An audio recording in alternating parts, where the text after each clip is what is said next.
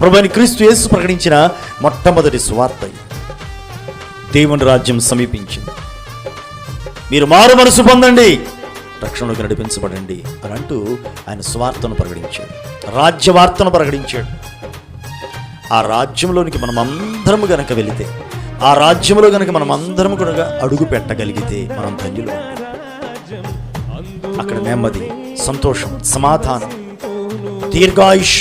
ఆ రాజ్యంలో వేదన లేదు, దుఃఖం లేదు, కన్నీరు లేదు, ఆకలి దప్పుకు లేదు, సూర్యుడు చంద్రుడు లేదు, రాత్రి పగల్లో లేవు. రాత్రి పగలు లేవు, సూర్యుడు చంద్రుడు లేవు. ఆయన ముఖకాంతియే ప్రకాశిస్తూ ఉంటుంది. ఆయన ముఖకాంతే వెలుగు, నిత్యము వెలుగే, నిత్యము సంతోషమే, నిత్యము అక్కడ స్తుతి ఆరాధనలే. అది దేవుని రాజ్యం, ఆకలి దప్పికలు లేని రాజ్యం. ఇక్కడైతే కనుక ఇంకొక పావు గంట ఉంటే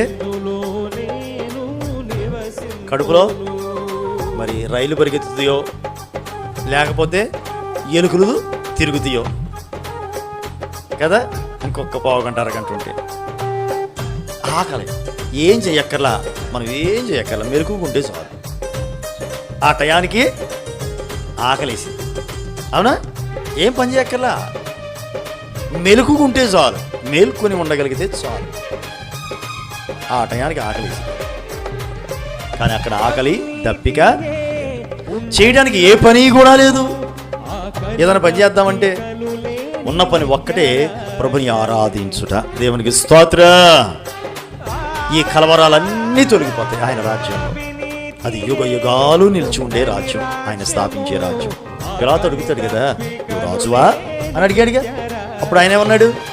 అవును, నీవన్నట్టే రాజునే, కానీ నా రాజ్యం ఇహ సంబంధమైనది కాదు అని కూడా చెప్పాడు.